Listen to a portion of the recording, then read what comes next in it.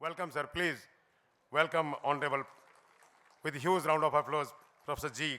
Kannabiran and Professor Pankaj Arora, Honorable Chairman, NCTE, National Council for Teacher Education.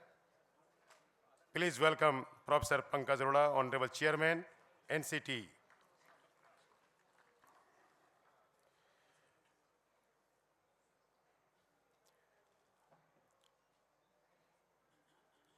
I would like to invite Professor Harsh Doval to welcome Honorable Chairperson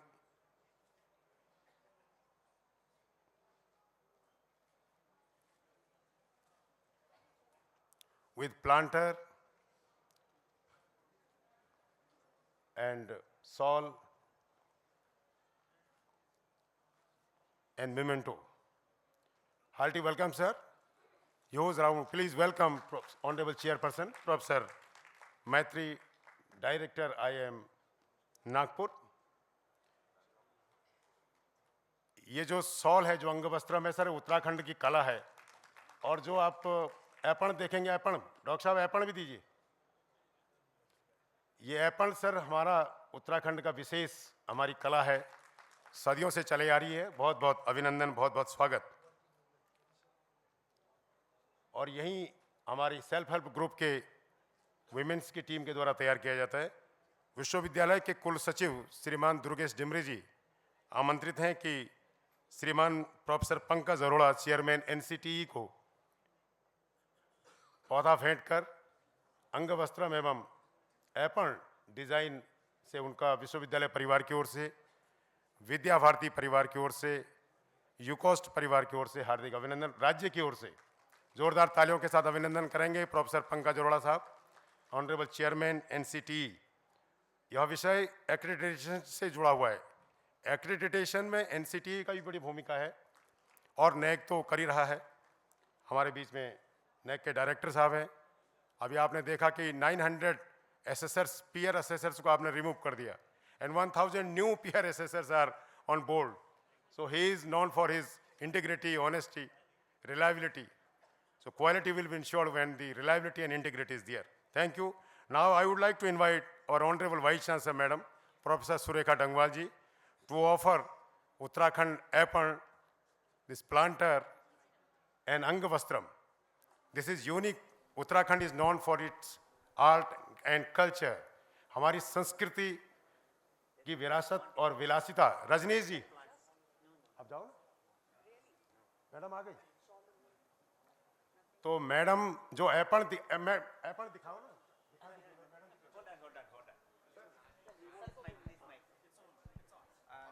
Good afternoon to all of you. So we are introducing a new policy called no gift policy. Okay. So therefore no peer team members will get any gift, and they are not even supposed to take a pencil or a pen from that institution. We will provide all the stationery. They will go with the stationery and finish it and come back. But just to reverse, I thought I will present a memento to Madam.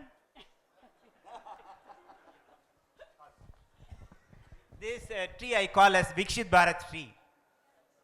Wherever I am going, I am presenting this Vikshit Bharat tree to the head of the institution. That's from my personal money. Okay, so I am happy to present to Madam.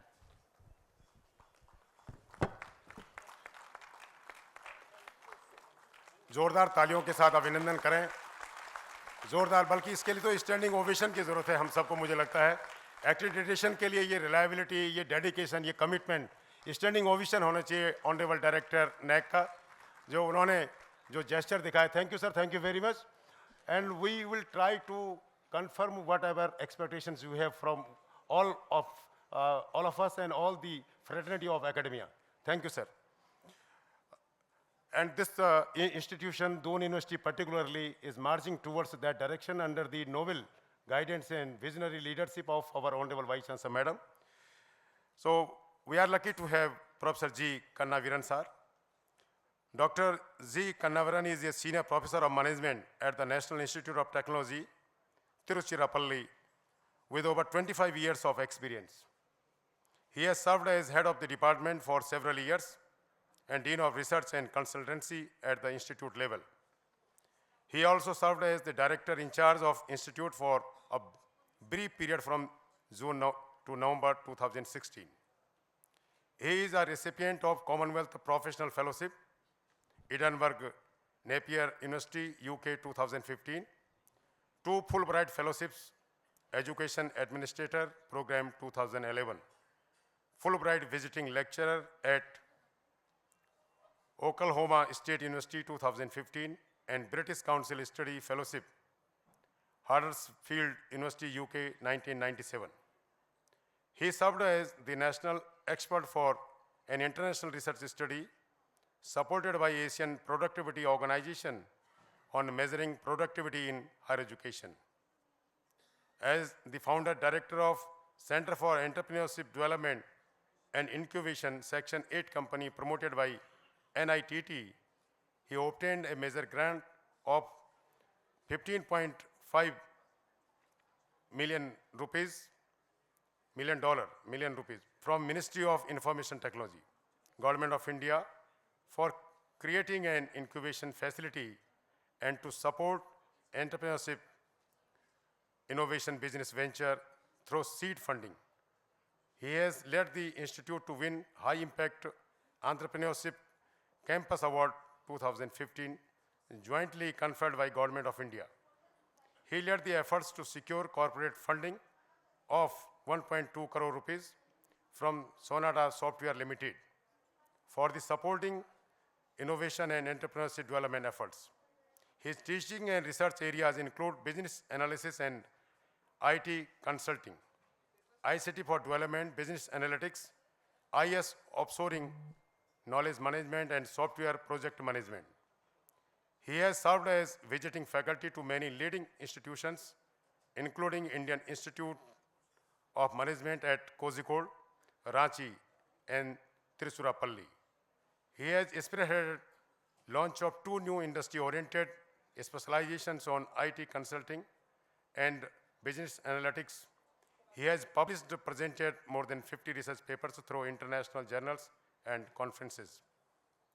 Dr. Kannabiran has conducted several training programs for practicing managers and professionals in the areas of IT consulting, business analytics, IT management, etc.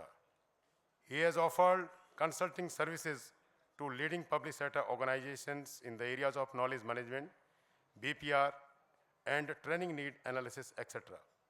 In all, he has carried out research projects with national and international funding, including the IT, AICTE, UKIERI, the Asia Foundation for about 400 lakhs in the areas of industry-institute interaction, computer-based learning, entrepreneurship development, graduate employability, SME development, data privacy, etc. Dr. Kannabiran heads the Center for SME Research Development and also lead the institutional level strategic transformation group, assisting the major goal-oriented transformation of NIT Tiruchirappalli. He serves as president of Chennai chapter of International Institute of Business Analysis and served as the secretary of Indian Society for Training and Development, ISTD. He holds a PhD in MIS along with 3 master's degrees, computer science and engineering, business administration MBA, and mathematics. Dr. Kannabiran received Emerald Indian Management Research Fund Award 2016 for a research on university business incubators in India. He also received the Best Teacher in Information Technology Management, Bloomberg UTV Business School Excellence Awards, and Best Teacher Awards from National Institute of Technology, Tiruchirappalli. So this was brief about Dr. Kannabiran, and if we will go in detail, then we can write several theses on his contribution. Welcome, sir. Hearty welcome to Director, National Assessment Accreditation Council, Honorable Dr. G. Kannabiran sir. Now we have with us Professor Pankaj Arora ji, Honorable Chairman, NCTE. Professor Pankaj Arora has been serving as Chairperson, National Council for Teacher Education, Ministry of Education, New Delhi, since May 2024. He is a Professor of Education in the Department of Education, CIE, University of Delhi. For around 27 years, Professor Arora has authored numerous articles and presented research papers in various national and international conferences. He has total 9 books to his credit, that including 2 edited books on NEP 2020, one in Hindi language and another in English, published by Cipra Publications, Delhi. Another edited book, Synergizing Educational Concerns and Social Needs, has been published by ICSSR, Macmillan Delhi. Pedagogy of Political Science in Hindi and English language. Sex Education in Schools, published in English and Hindi. Gujarati language also. Profiling the need of sex and safety education, a special case of working children and democratic classroom, need, significance and implications for social sciences. He also delivered numerous keynote addresses, inaugural addresses, eminent speaker for various webinars, workshops, FDPs on different aspects of national policy of education 2020, organized by JNU, Central University of Gujarat, NCERT, NIEPA, NEPA, Punjab University, JMI, CIC, Delhi University, RIE, Ajmer, Wardha University, HNB Gadwal University, FIT, Central University of Himachal Pradesh, AQU, AMU, Allahabad University, BHU, and few more since July 2020. He wrote many newspapers, editorials on NEP 2020 and teacher education, NCF for a foundational stage, integrated teacher education program, etc. His areas of specialization include pedagogy of political science, adult science education, social science education, and democratic education. Professor Arora has led various major and minor research projects funded by UGC, ICSSR, and University of Delhi. He has a number of achievements to his credit, number of responsibilities, more than 100 assignments he has been performing and performed. So with these words, sir, hearty welcome to Honorable Professor Pankaj Arora Sahab. Please welcome with huge round of applause. And with these words, I would like to hand over to Honorable Chairperson, sir, Professor Meitri, to conduct the session on accreditation for holistic institutional development. Thank you, sir.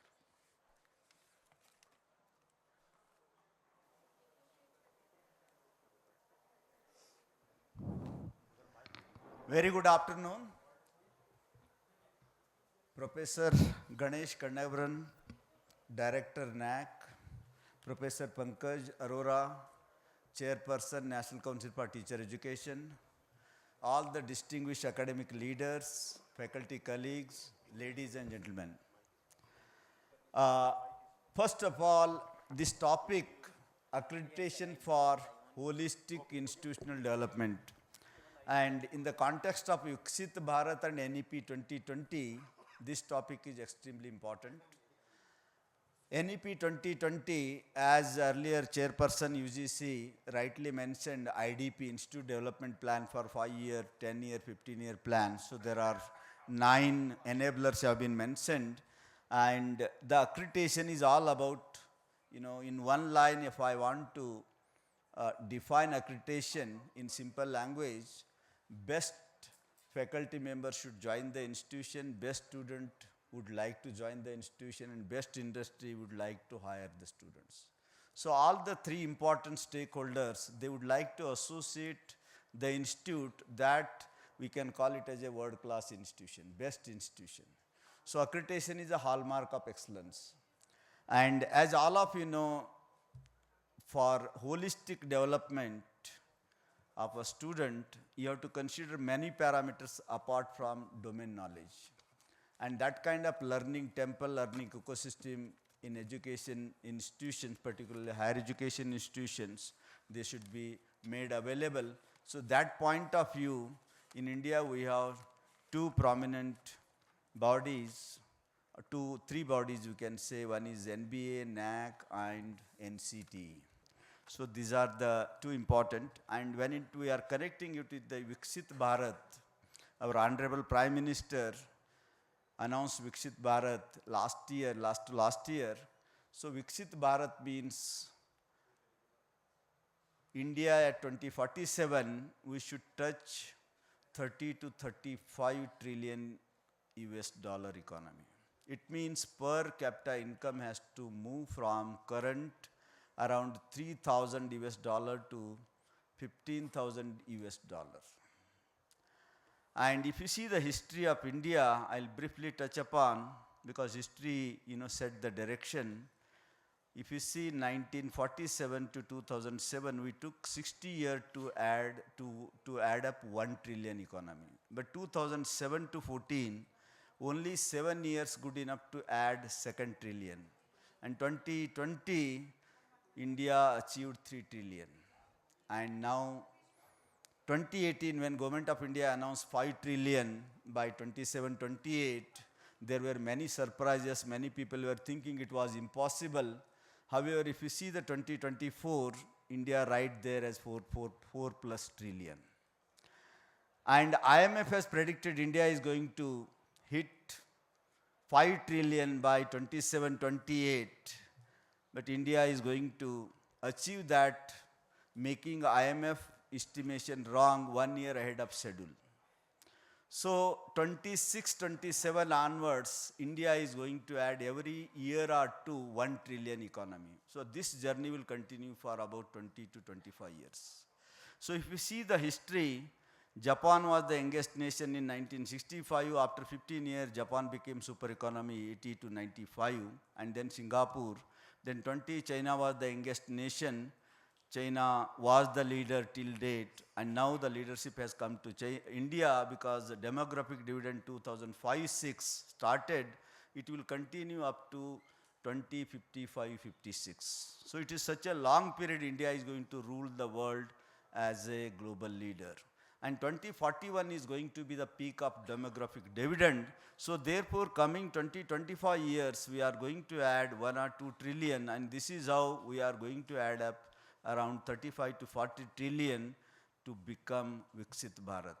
So, and this young population, youth nation, today India is the youth, and after 55-56, African continent is going to be the youngest continent in the world.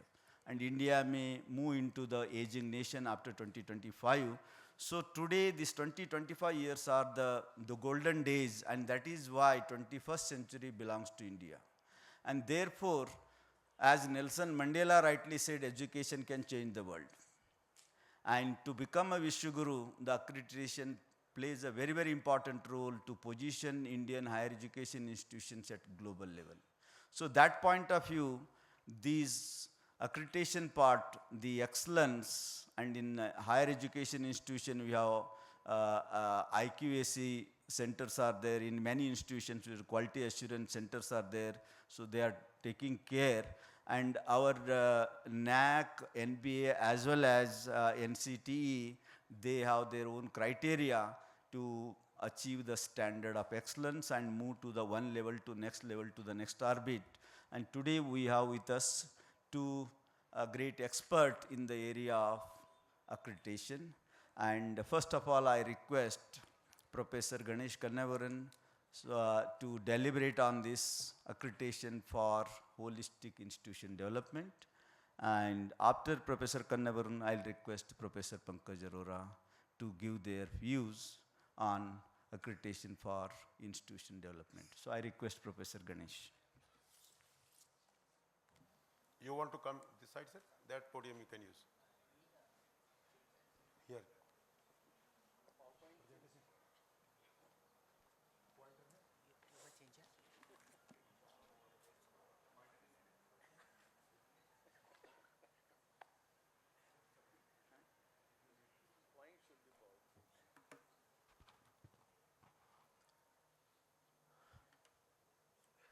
Good afternoon to all of you. First of all, I am thankful to both the Vidya Bharati as well as the Doon's University for inviting me here. I particularly thank Raghunandan ji and Kailash Sharma ji and Madam Vice Chancellor for extending this invitation. In fact, I don't visit any institution. And I'm visiting this institution not as an institution, but as a location for the conference. I do remember that Doon's University recently got accreditation about few months ago. And you also had a revisit and re-DVB? Yes. So, so that I definitely remember Doon's University in that context. And from the last NSIL in Lucknow, where I had an opportunity to interact with a lot of academics, and this NSIL 2025, lot of things have happened in between. And more particularly, last month in January, many things have happened, and we are at the center of all criticisms. And so in that connection, I also feel sorry about it. We were all shocked, and despite so many efforts, and in fact, we have 2-3 people connected with the NAAC right here. Professor Meitri is in our appeals committee. Madam Sushma Yadav is in the appeals committee. Professor Kailash Sharma is in our appeals committee.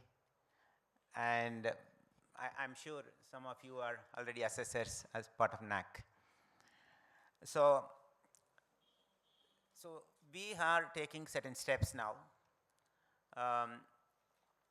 Although they are not necessarily good steps, but given the situation, then we need to look at how do we send a positive signal to the environment. So that's what we have announced in our website and press releases. And starting from maybe about 10th of March, we will start our online and hybrid visits. We need to make certain changes in our process and IT systems. We are in the process of doing it. And of course, since the Radhakrishnan, Dr. Radhakrishnan committee report was announced in January 24, several initiatives have been taken place.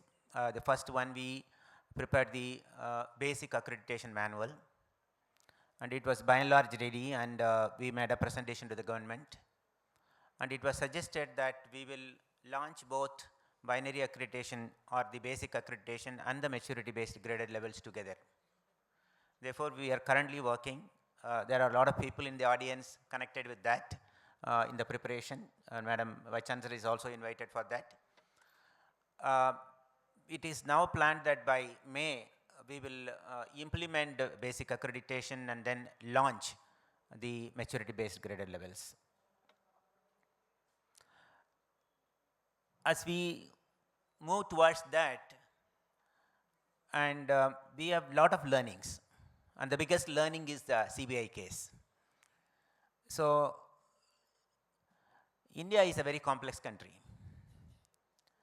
and although we talk about values, integrity, ethics in public meetings like this, when it comes to actual practice, not many are practicing.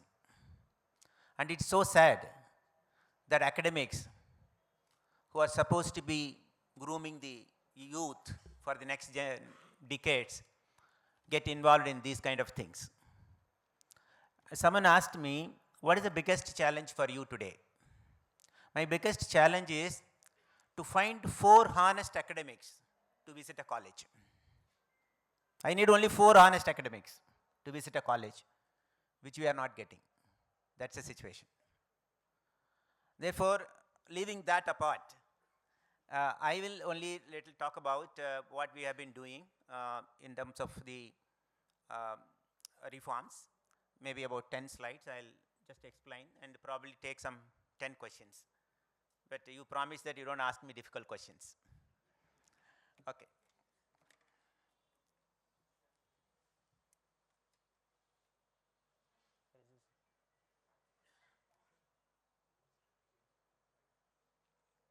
No. Can you play the video with audio? अगले 1000 वर्षों तक समृद्ध और सिद्धि के शिखर पर देखना चाहते हैं। तीसरा कार्यकाल अगले 1000 वर्षों के लिए एक मजबूत नींव रखने का कार्यकाल है। I'm sure all of us as a nation listen to this in the parliament. I think what PM Modi and PM Modi only can talk is that he is talking about next 1,000 years. Why is he talking about next 1,000 years?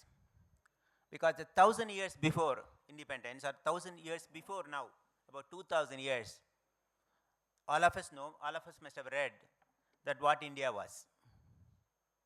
India held 30% of world economy. India had the best of the world universities. India had the best of society and culture. But 2,000 years now, we lost many things. And we are not really keen to recollect that 2,000 years history, but we're always talking about the 75 years history. The 75 years history of colonial mindset, and which left us with nowhere. And in the last 75 years, we have slowly grown to some stage today. And if people are talking about history repeating, please don't talk about the 75-year history. Please talk about 2,000 years history. And that will make us be proud, and that will make us to work for the society and the nation.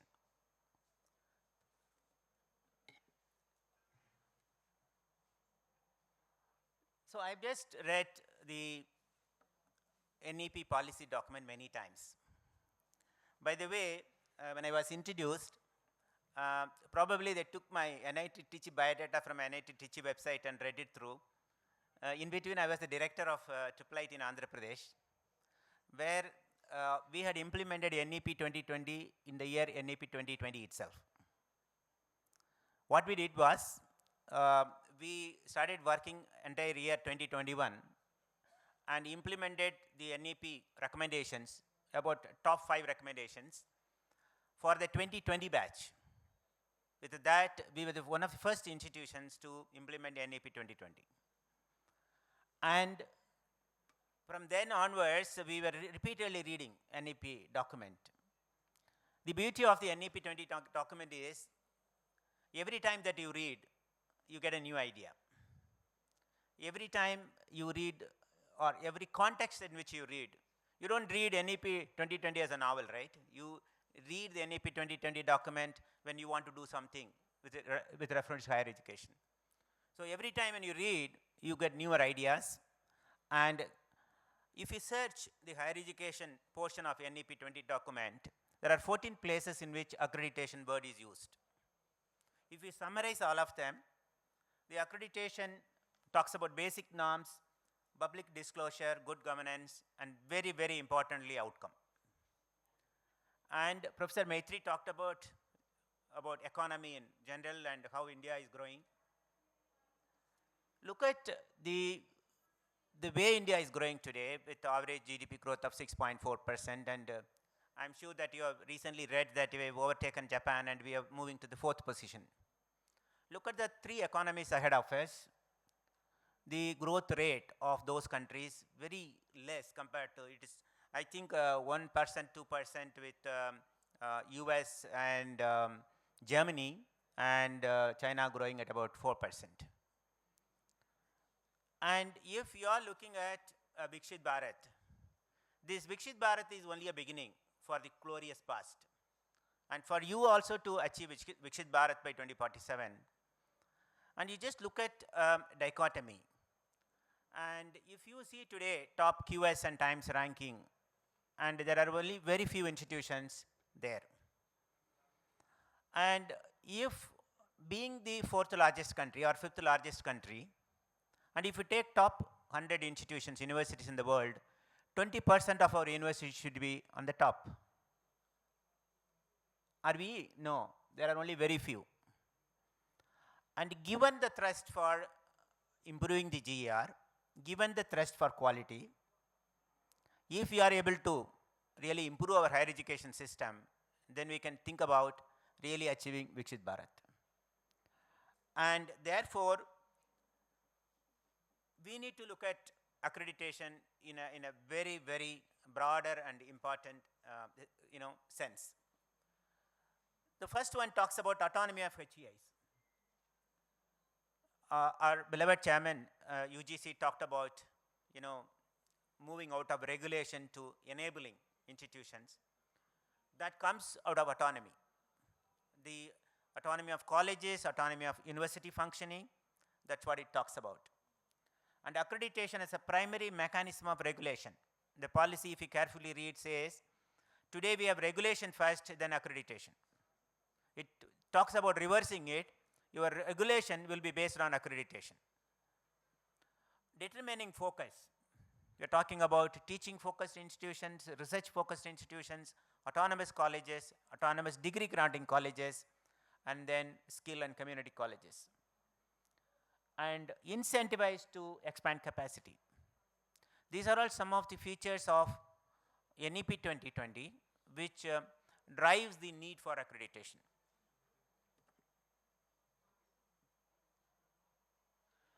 Very importantly, I'll take a minute to talk about the current accreditation status.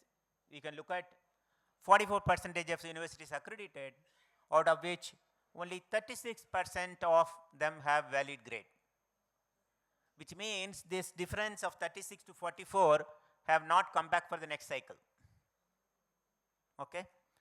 If you look at next, obviously, the distribution of accreditation, the deemed universities are the highest.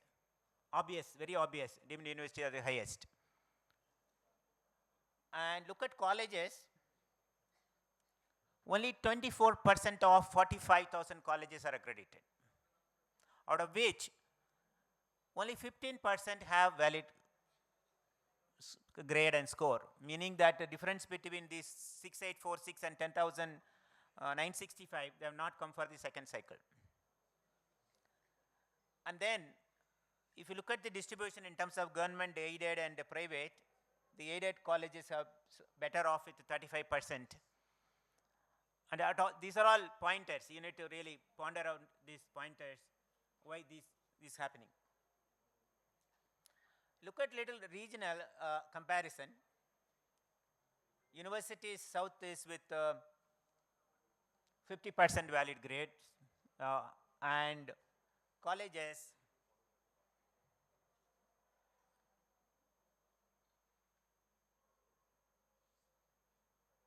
the northeast, of course, with highest percentage. Maybe the number is relatively less. Okay. The question now is,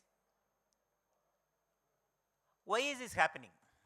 Why out of 45,000 colleges, only 11,000 colleges have come for accreditation? And I think we need to really ask this question. And although the percentage of universities accredited relatively better than colleges, still not a good number. So the entire Dr. Radhakrishnan committee recommendation focuses on this particular point.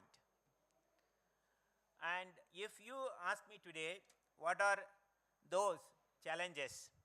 I don't think I had put a slide here. I just skipped it because, yeah, it is there. I'll just go to this. So, first of all, when we shifted from a methodology to the revised accreditation methodology, which was again by the government that we should have quantitative assessment rather than qualitative assessment. Then there was a compromise that 70% will be quantitative and 30% will be qualitative. And in the process, there were so many challenges. And in terms of fee, in terms of the number of metrics, in terms of the number of years for which you need to collect data, and the kind of expenses that you need to commit for your peer team visits, and so many. So even those 5,000 colleges which came for the first cycle did not come for the second cycle.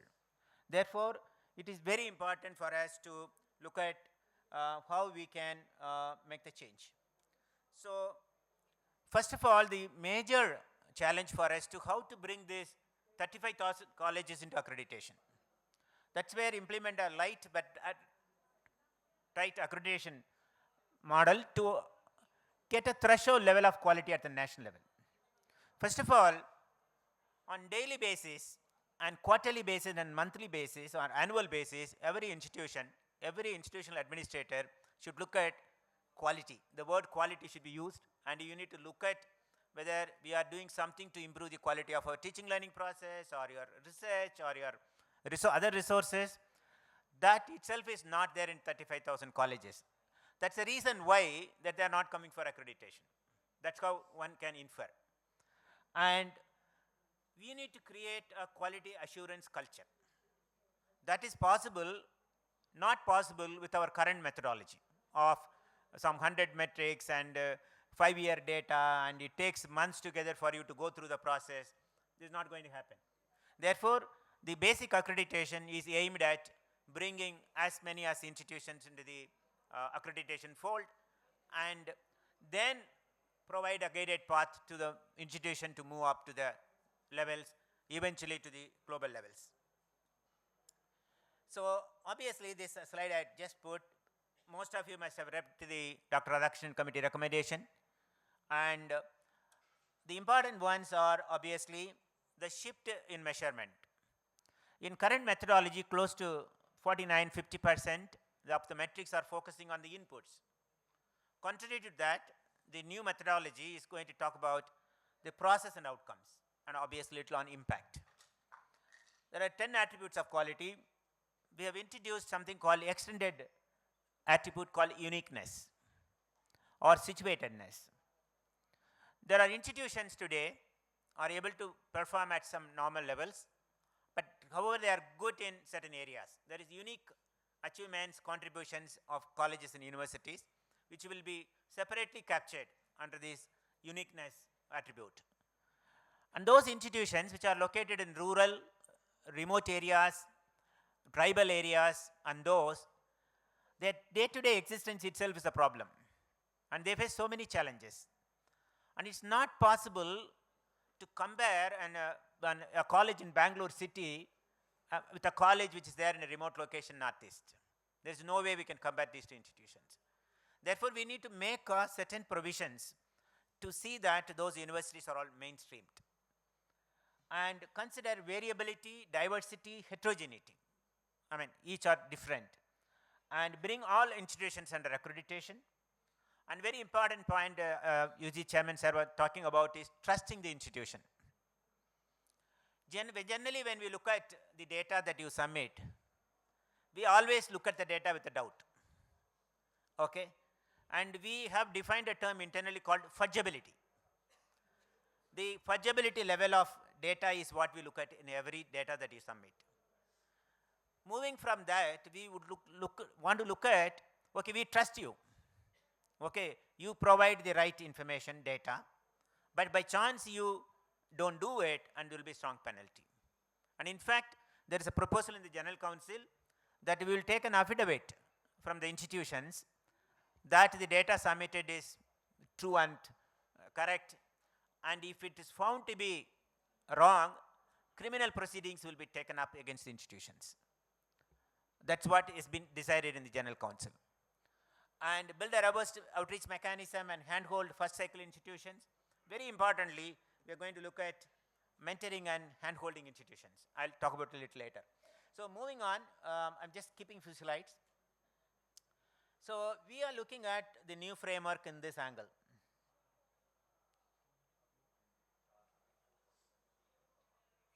Okay, we are looking at learning and teaching, by and large around that process, focusing on students. We are looking at research innovation, focusing on industry and particularly SMEs. Thirdly, we are looking at social integration, where how can institutions help achieve inclusive society. This is where the whole assessment is revolving around. Here, of course, we have clearly divided the input metrics, process metrics, and outcome metrics. And I have listed them. It is part of the Dr. Radhakrishnan Committee report. And we have, as I said, institutional uniqueness. That can be in either input or in the process or in the outcome. And what do we achieve by basic accreditation is, as I said, bring everybody to the accreditation fold. So what are the features? Of course, simple, transparent process, very objective measurement. I think all of you must have heard from us, this is going to be purely quantitative. There are no peer team visits. And there is only one online interaction with the institution to verify, validate the data, as well as to evaluate the uniqueness aspect of it. Otherwise, it is purely quantitative data based. And we are looking at, or we are expecting that these 30,000 institutions will come for accreditation in the next 5 years, which means we need to do close to 8 to 9,000 institutions in a year. We are putting technology in such a way that it will be an automated process. Once you submit the data with data validation, the certificate gets issued automatically. That's how we see the system. And very importantly, the fees is slashed to 50%. The current fee is straight away reduced to 50%, both for colleges and universities. And we are looking at 45 days cycle time. Average cycle time of 45 days we will be able to do the accreditation. And it will also be a preparation for the maturity levels. Okay, few steps we are in the process of taking up. One is self-learning modules for the institution in English and regional languages. Captive FDPs by NIPA, we have already requested them, NITTRs, HRDC centers of universities, hand-holding through regional state-level workshops, mentoring rural, remote location, tribal university colleges. NAAC is going to appoint mentors, and we will pay the mentors to help the institutions end-to-end. And 24/7 help desk as corporates, and use social media. Now moving on to the maturity-based grader level, which is what really is accreditation, where we are trying to grade the institutions based on the levels that they achieve. The only difference, or few differences are there, and many of you in your mind will be thinking, how is it different from the current grading system? Okay. The first difference is that whether you are a first cycle institution or a fourth, fifth cycle institution, we are using the same manual. You must have noticed that. But here we are talking about, depending upon the levels, the manuals will change. The process will change. The type of experts who will be involved in the assessment will change. And this will allow our Indian institutions over a period of time to move to the global excellence. The level 5 institution supposed to be called Institutions of Global Excellence for Multidisciplinary Education and Research. And if you look at those institutions, we are looking at those top institutions which when we compared with global institutions, be it technical institutions or general universities or IITs or IIMs, those are the institutions at level 5. Then you should be obviously able to sort of think where are those level 4 institutions, level 3 institutions, and so on. And obviously this is a new way of doing accreditation. We are the first in the world to look at graded accreditation like this. And as the maturity levels go up, you have the sort of metrics and measurements getting changed. So I just, 2 more slides, I'll just stop here. We are in the process of, there are several committees working on the process of getting these attributes and metrics for level 1 to level 5.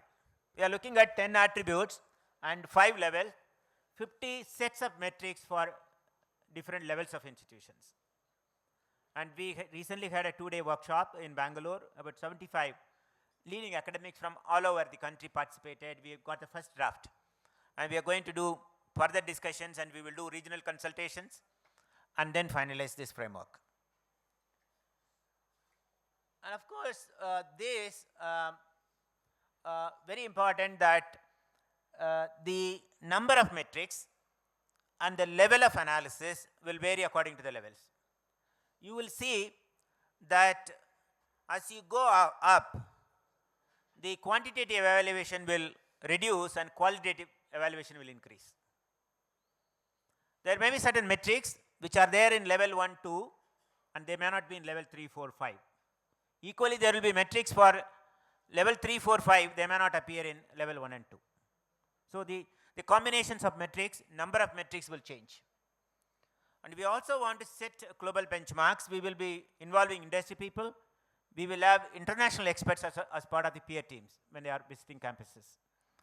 And very tentative decision that is being made now, level 1 institution only online visit, level 2 hybrid visit, level 3, 4, 5 will have physical visits in the maturity level.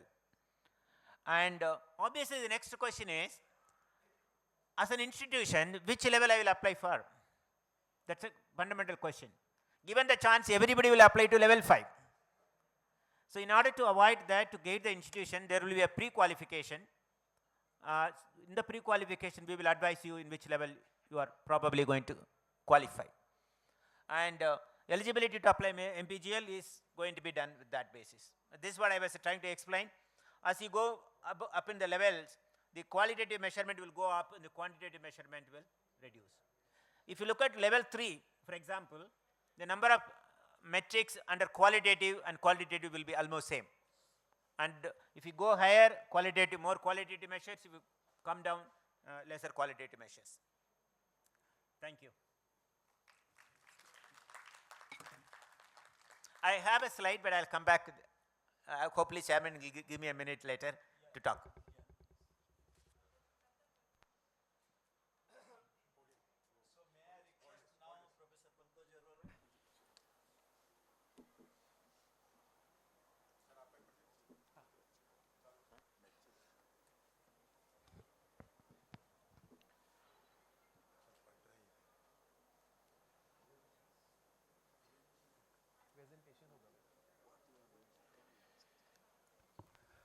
Good afternoon, दोपहर की नमस्ते।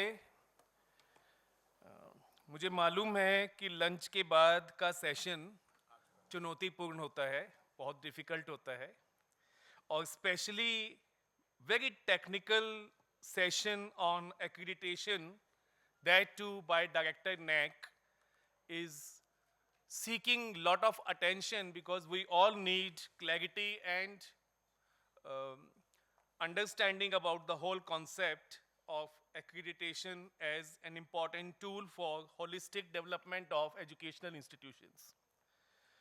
First of all, I would like to thank Vidya Bharati Uch Shiksha Sansthan, Mananiya Kailash Sharma ji, Mananiya Raghunandan ji, and Honorable Vice Chancellor Doon University for this opportunity to me to present here my ideas on this important theme. Friends, I am not a technical person of accreditation and technical details of accreditation, but I am here to share with you my ideas on this important tool and how we can make use of it to ensure holistic institutional development.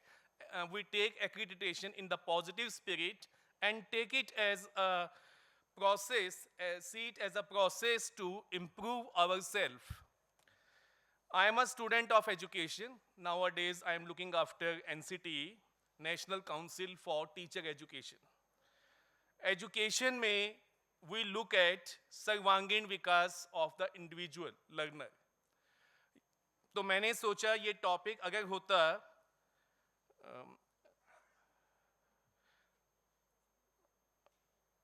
अगर इसको हम accreditation for holistic institutional development की जगह इसको मैं इस तरह से देखूं कि individual education for holistic development of individual. When we talk of education, we say education is all-round development of the individual. Physical, emotional, social, cognitive, intellectual, mental. तो अगर मैं इसी डेफिनेशन को, अपनी इसी समझ को इस टॉपिक के साथ जोड़ता हूँ, accreditation for holistic institutional development, तो I see it as a positive side of the development of the institution. To begin with, I would say accreditation for holistic institutional development is a move towards Viksit Bharat 2047, as Director NAAC has mentioned. Education remains at the heart of national vision. Accreditation is often seen as a regulatory mandate, but in reality, it is much more, much beyond. It is a catalyst for transformation. it provides institutions with the structured pathway to continuously improve, to continuously innovate, and to align with global standards while remaining locally relevant. Today, we are not just discussing accreditation in isolation. We cannot. We can't afford to look at it in isolation. But it is as a strategic tool that can drive institutional growth, that can help us enhance learning outcomes, that help us to position Indian higher education as a global leader.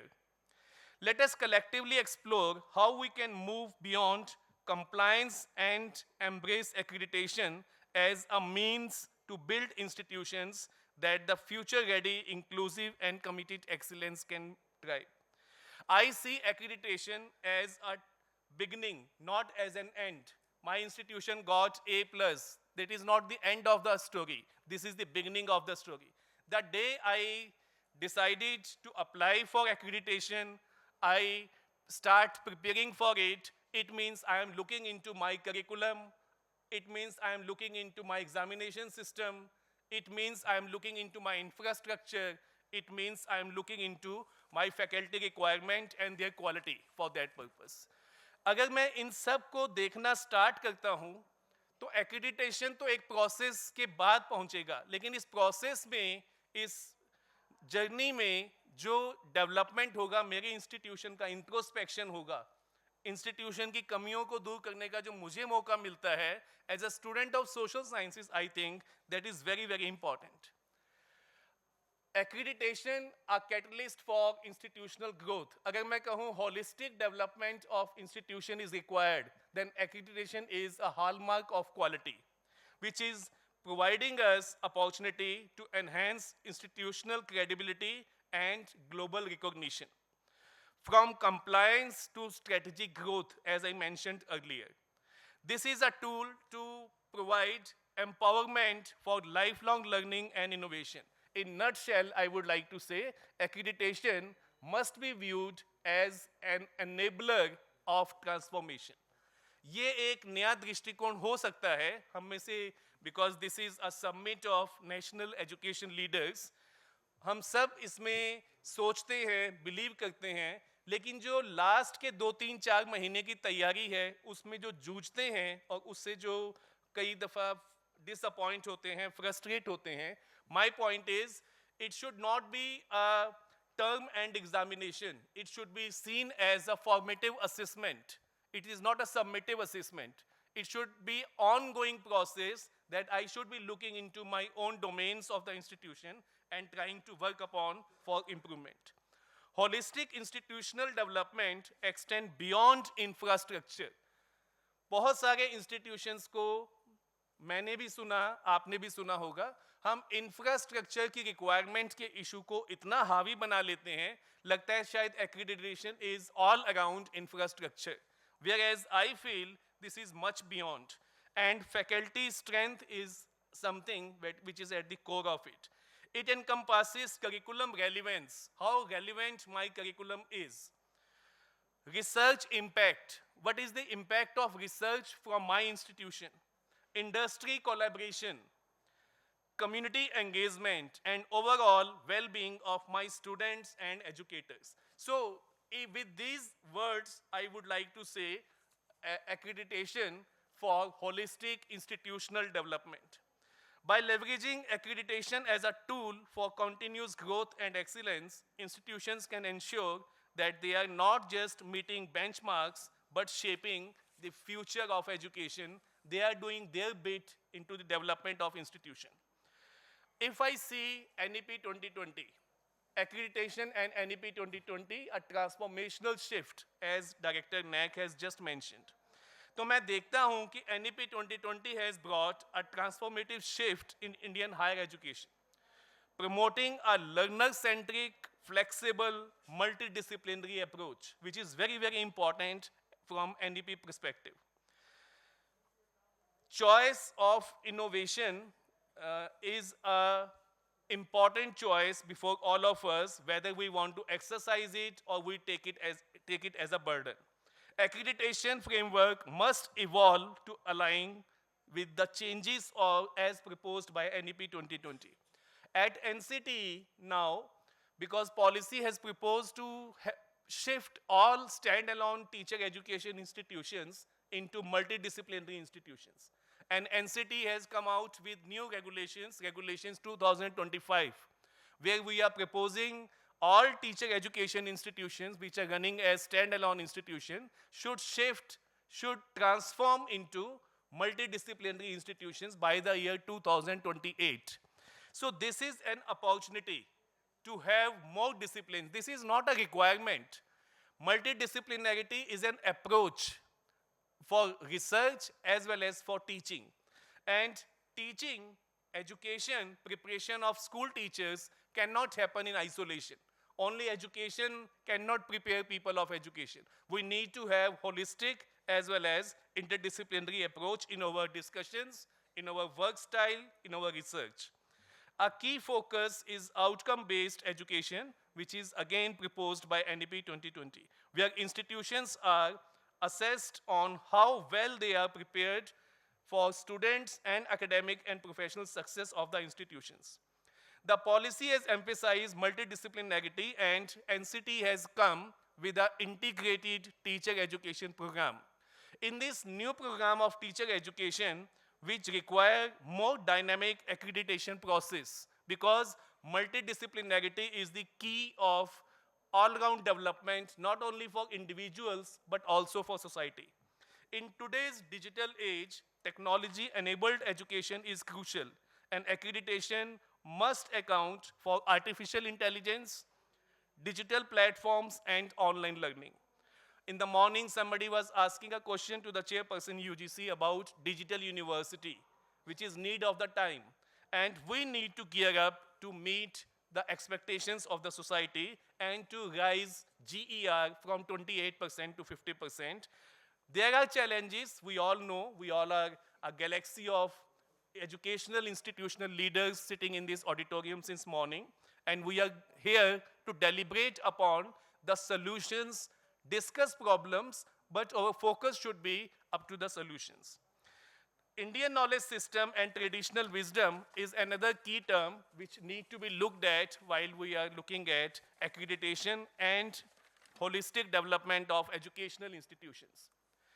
The role of leadership in educational institutional accreditation. Yes, this is most important to my understanding. Institutional leaders play a crucial role in fostering a culture of quality and excellence in the institution and in the academic programs of the institution. Rather than viewing accreditation as mere a compliance requirement, no, it is not only a compliance requirement, it should be embraced with a strategy for growth and continuous improvement.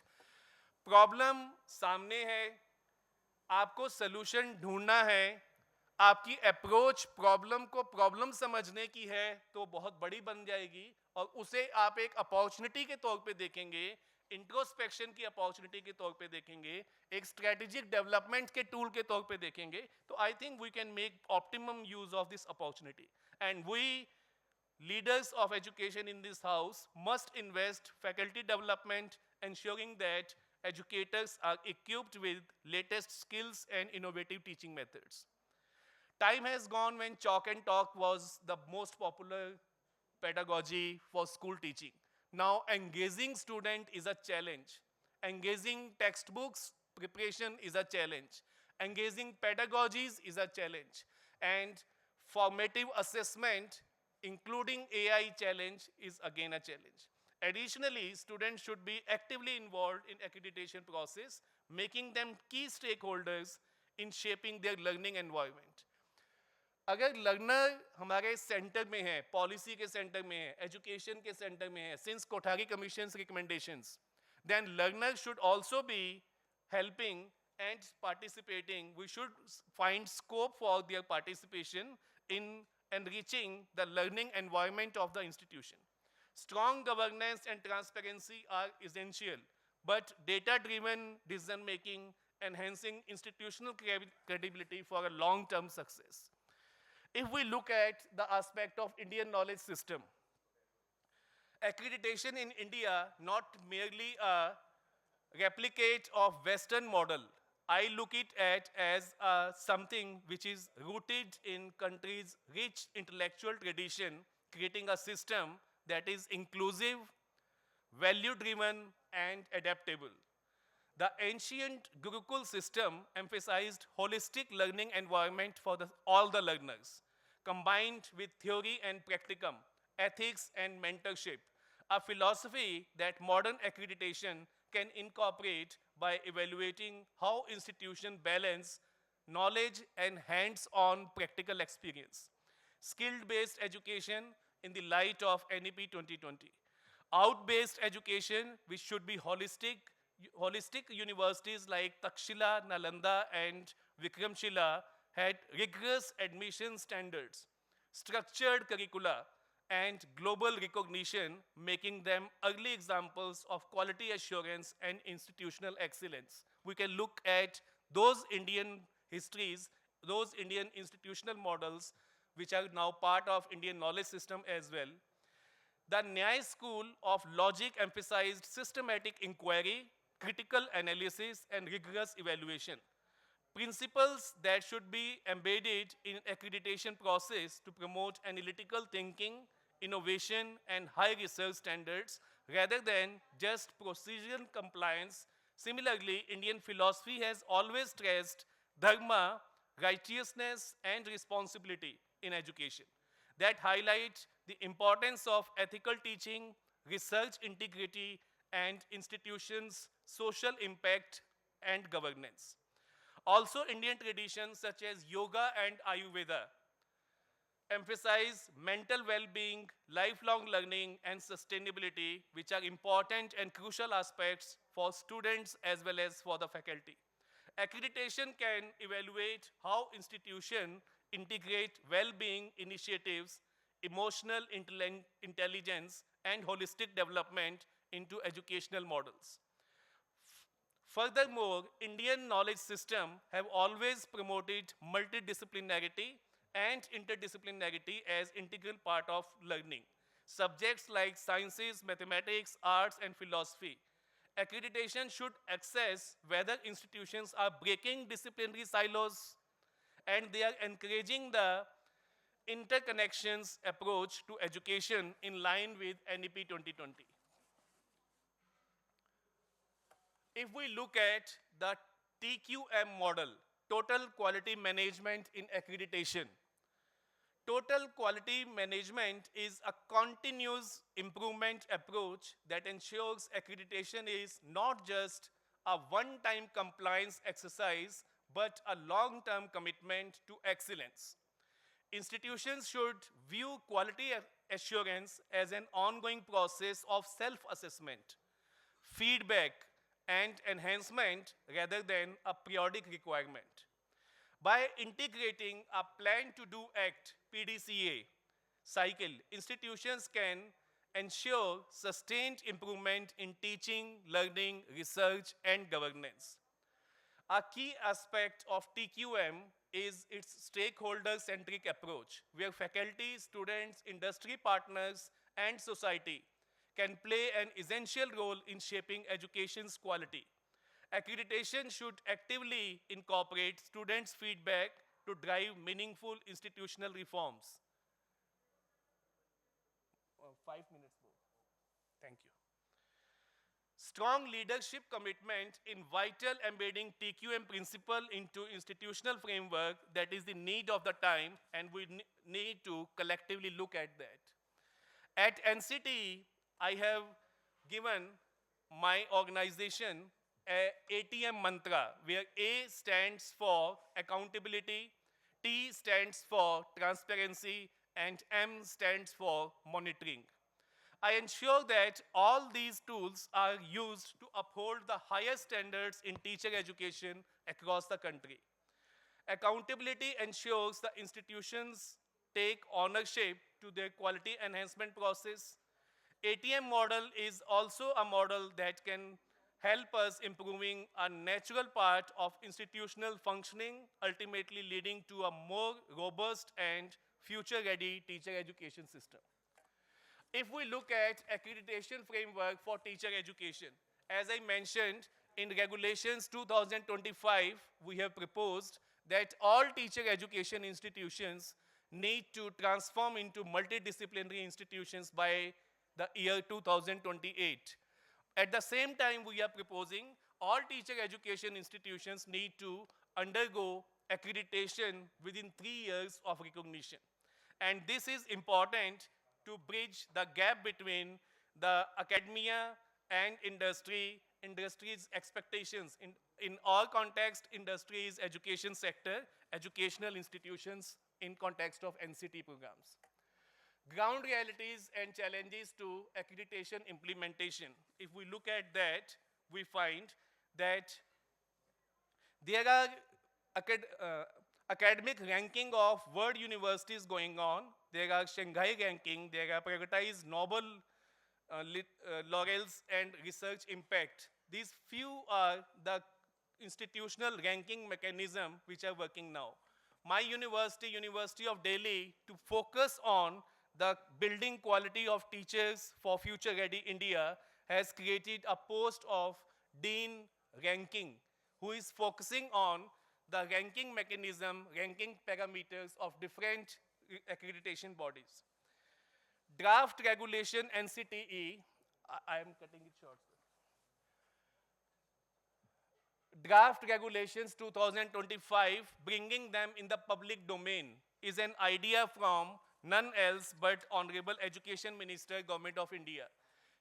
The way he has suggested to UGC to go in public domain and have a new model of governance where all stakeholders are partnering with you and deciding the regulations for institutions. Same way, NCT has brought regulations 2025 into public domain on 20th February 2025, and these will remain in public domain for the feedback from all the stakeholders by 8th March 2025.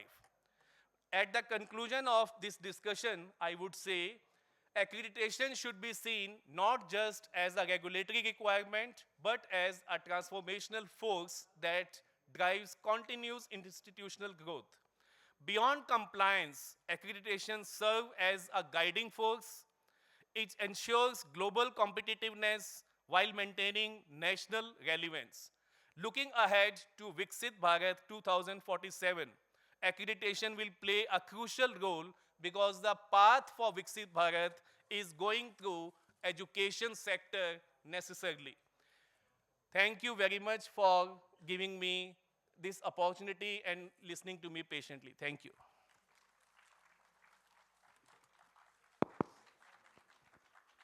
Thank you, Professor Pankaj. Thank you very much. Now we will take few questions. We have a very short time. One or two questions before concluding. Yeah, please go ahead. Mike, NCC cadet, please hand over mic. Mike, hold this. Front में दो बेटा, इधर दो sir को. Vice chancellor ICFA university, Professor Ramkaran Singh is asking some question. Yes, sir. My question is with Professor Ganesh. We know the accreditation journey is a function of time, and coming to the new accreditation, which is now going to be the basic and the maturity based, idea sounds very good. If this particular idea would have been taken right from inception, it would have been better, because a lot of damage has been done so far. So, what is your No, any question? If you have any question, please ask the question. My question is, now we are doing the reverse engineering process, that all the institutions should get involved in the accreditation process by seeing the 15% colleges are getting involved. If this idea would have been taken right from the beginning, that 100% colleges should be involved, and the level 1, level 2, level 5 accreditation system would have been placed in the place, so this particular damage would have been avoided. What is your reaction on this? Yeah, okay, thank you. I think you see, the moment you come to know, as you see, it is all experience, and you know, anything you start, always there are correction and adjustment, readjustment. As a part of that, this has been done, and NEP is the biggest boost to do that. And as a part of that, so basic as well as maturity, now the NAAC is working on that. I think it is known to everybody. We are young as far as accreditation is concerned, not history of many decades. But after the lessons learned and experience gained, this is a new process started. Any other questions? Hello, sir. Good afternoon. I'm Director IQAC Central Institute of Kashmir, and I have two small questions to Director NAAC. So one question that in the era of DeepSeek and AI, can we rely on the data only, because we now will be loading on the data? Maybe there will be some cross checks as well, but still there are manipulations. I receive every now and then calls from the private agencies that we can make you to earn more grades, and how that can be taken care in future, because this is a big question for all of us, and especially for we people who are in the advanced stage, we are not so conversant with the cutting edge technologies. We should take care of this. And second, there's the same rod for accreditation for the institutions who have been established a year ago or a few years ago, and those institutions who are 100 years and 150 years old, and how it can be differentiated. Thank you. Okay, thank you for the question. The first question is about how do we validate the data.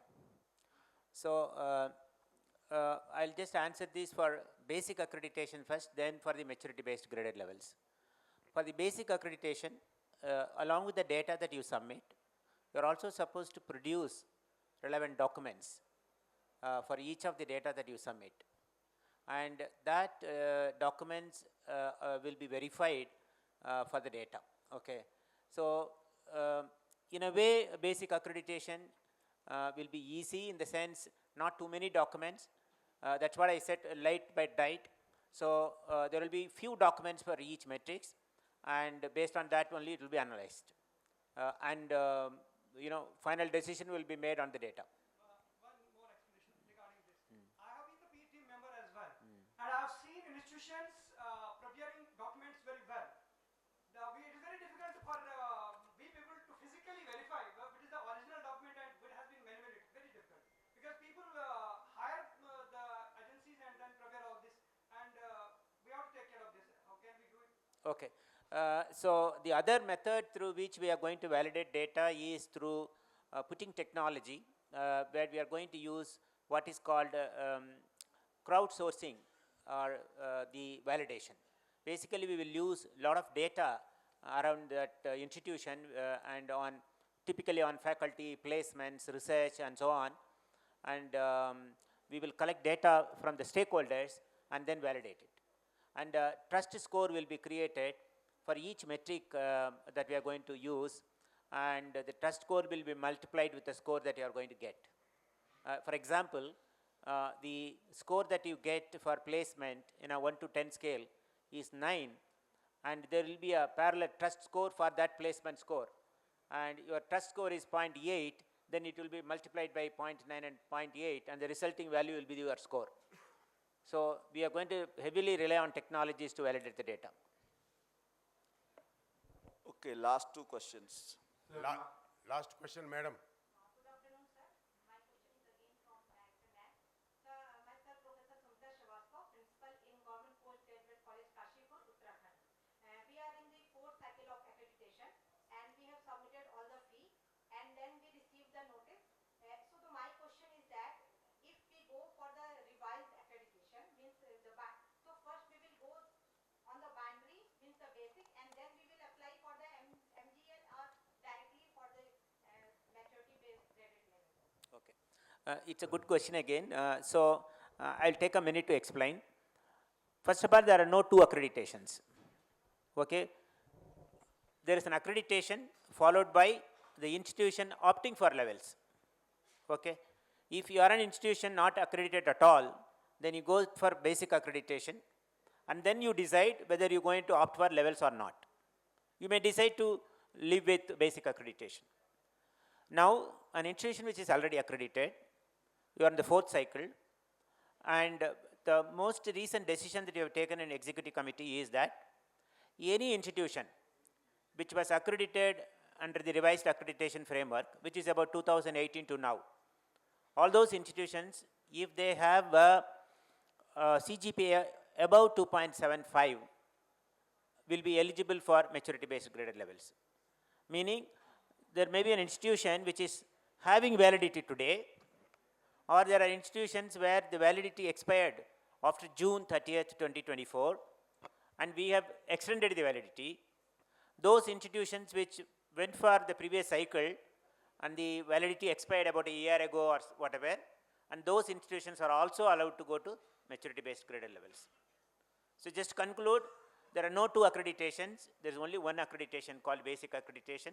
An accredited institution will opt for levels.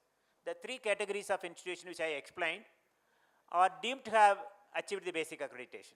So therefore, you can directly apply for the levels. Yes, sir. May I ask one question, please, sir? I am Professor Prashant Singh from DAV PG College, Dehradun, Uttarakhand. My question is that hopefully Professor M. Jagdish Kumar, Chairman UDC, is also here.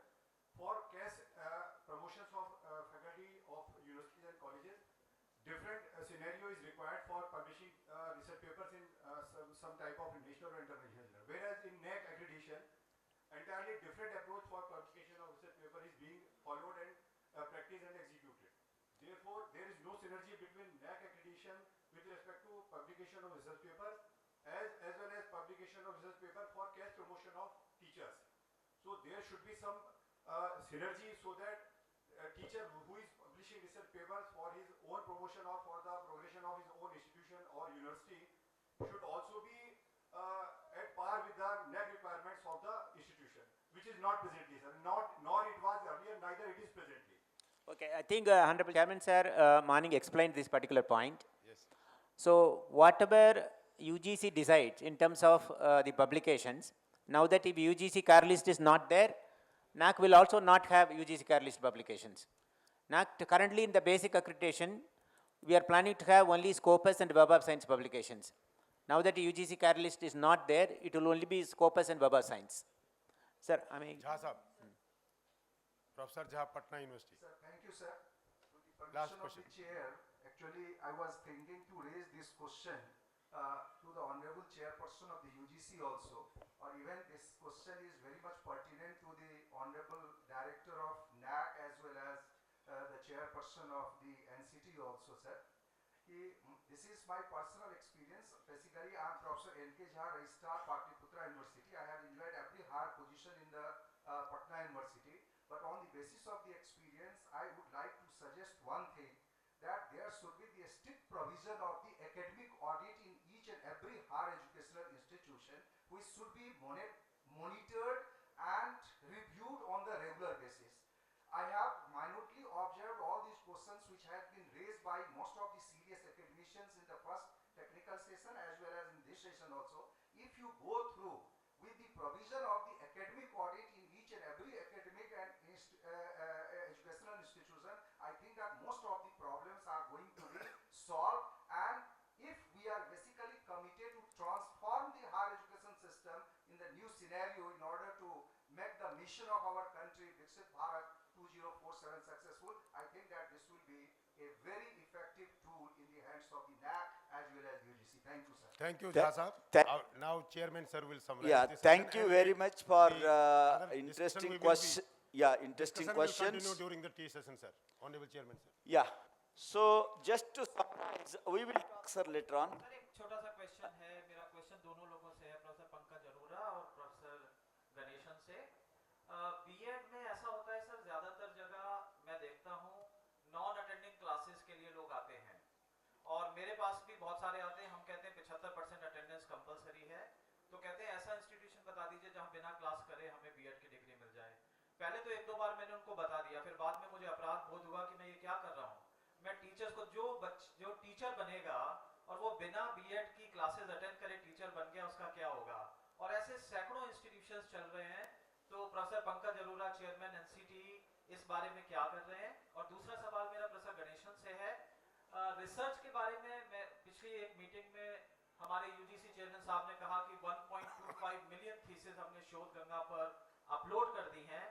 तो मैंने कहा कि हमारे यहाँ भी research पे बहुत incentive होता है, हम एससीआई पब्लिकेशन पर 1 लाख रुपए देते हैं, स्कोपस पर 25,000 देते हैं, क्यूबन पर 1.25 लाख देते हैं, लेकिन उससे रिसर्च पब्लिकेशन बढ़ रहा है, हमारा रैंकिंग भी बढ़ गया, हमें NAAC A+ भी मिल गया, लेकिन उससे सोसाइटी की कोई प्रॉब्लम तो सॉल्व हुई नहीं।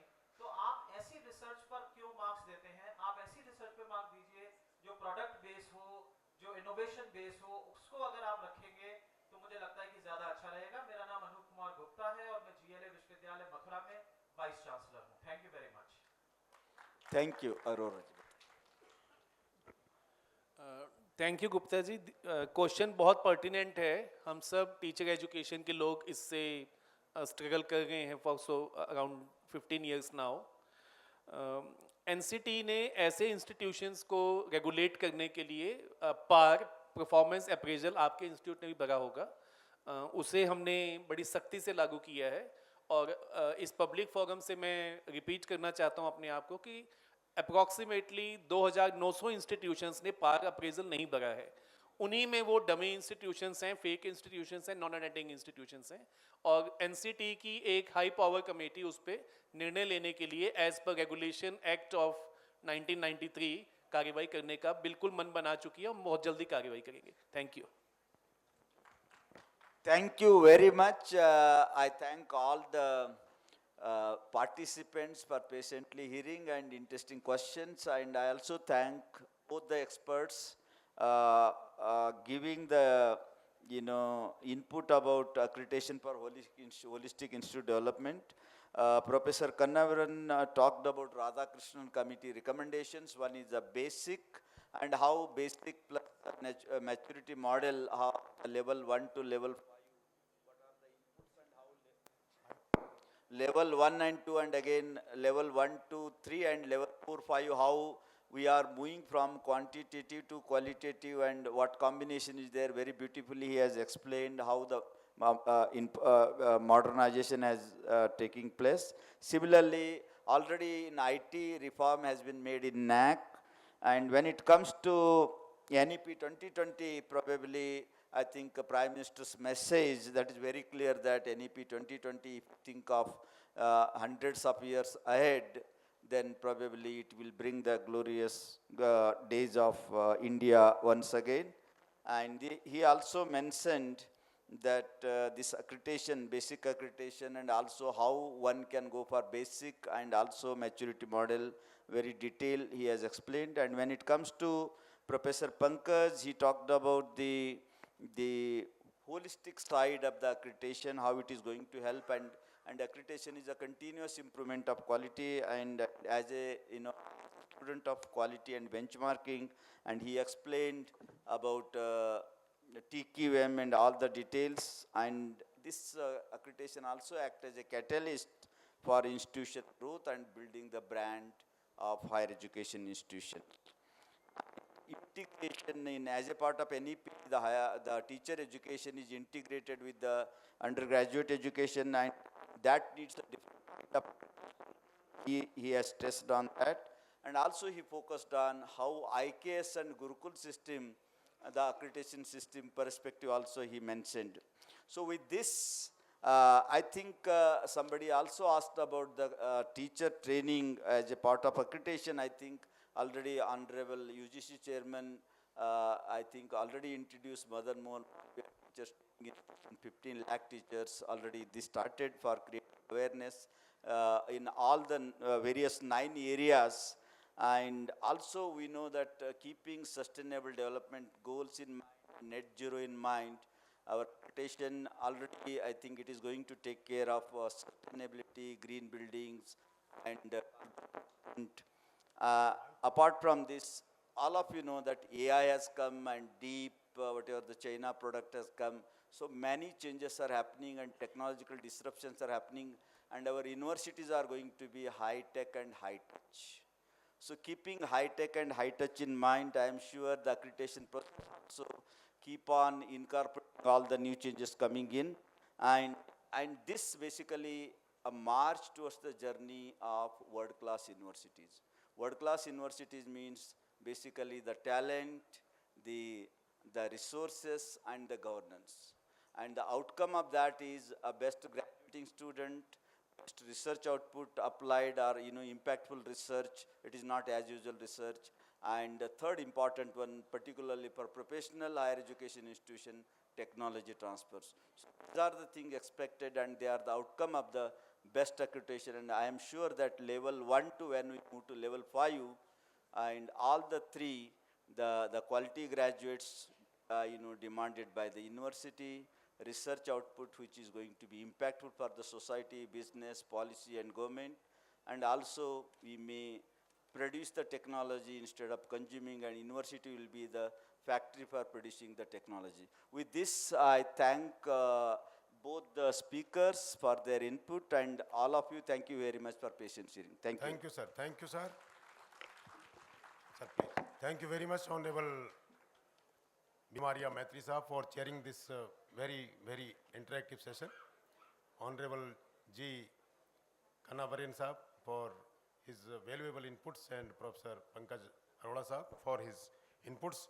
I would like to invite organizing committee for group photo with honorable members, Professor Achilles, Professor Smita, Professor Priyank, Professor Preeti, Khushbu, Himanshu Goyal, Shailendra, Dr. Nishu Bharati, Dr. Prabhavist, Dr. Poonam, and Dr. Kalpana. After this tea break, we have 4 parallel sessions again. In the same hall, we have transforming our campuses as sustainable and vibrant. Vibrant. Then we have 113, developing resilient and future-ready campuses. In 114, we have reimagining curriculum, LOCF approach, and in 305, industry academia collaboration.